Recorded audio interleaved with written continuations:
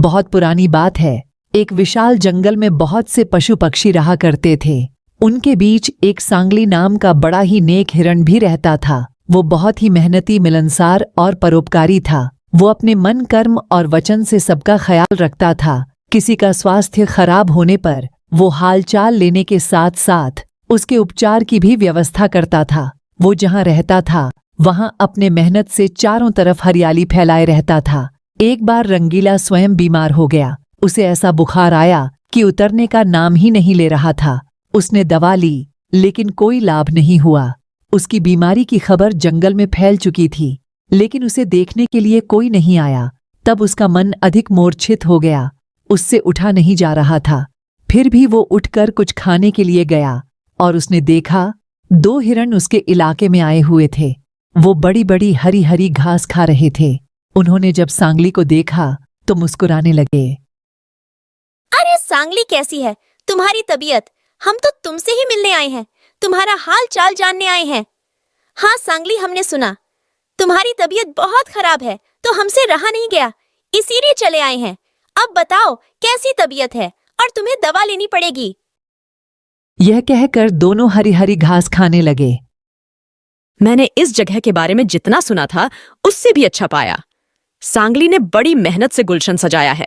चारों तरफ हरियाली ही हरियाली है। देखकर और खाकर तबीयत हरी हो गई। आज पेट भरकर खा लेता हूं। कल सांगली से मिलने के बहाने फिर आऊंगा। मुझे सांगली की तबीयत से क्या लेना, ये हरियाली खींच लाई है। मैं भी तुम्हारे साथ कल आऊंगा। दोनों हिरण का जब पेट भर गया तब दोनों वहां से चले गए। अपने इलाके में जाकर वो सांगली के इलाके की हरी हरी घास की तारीफ करने लगे। अरे भाई, यहां सूखी घास क्यों खा रहे हो? जाओ सांगली के दरबार में, वहां चारों तरफ हरियाली हरियाली है। वहां जाओ, सांगली का हाल चाल पूछो और पेट भरकर हरी हरी घास खाने के लिए मिल रही है। इससे अच्छी बात और क्या हो सकती है। बहुत सारे हिरणों की टोली बन गई और सब सांगली के पास पहुंच गए उसका हाल चाल पूछने। पहले तो सांगली को इस बात की बड़ी खुशी हुई कि कितने सारे लोग उसका हाल चाल जानने के लिए आए हैं। उसके बाद नजारा देखकर उसका सर ही चकरा गया। सारे हिरण उसके इलाके की घास खाने में जुट गए और कुछ हिरण फल भी खा रहे थी। उनके पास सर उठाकर इधर उधर देखने की भी फुर्सत नहीं थी। सांगली बेचारा मन ही मन सोचने लगा कि यह लोग मेरे पास 2 घड़ी भी नहीं रुके और घास खाने के लिए जुट गए। अब यही हाल रहा तो मेरे इलाके की सारी घास साफ हो जाएगी। मेरे खाने के लिए भी कुछ विशेष नहीं बचेगा। कुछ देर बाद रंगीला का एक मित्र मीनू भालू वहां आ गया। उसे आने में देर हो गई थी। माफ करना दोस्त, मैं तुम्हारे लिए औषधि की तलाश में गया था और मुझे बहुत दूर जाना पड़ा। औषधि तो मिल गई लेकिन आने में देर हो गई। इसे तुम खा लो और जल्दी से ठीक हो जाओ। और कुछ समय बाद आराम मिलने लगा। उसका दोस्त मीनू उसके साथ ही रुका रहा।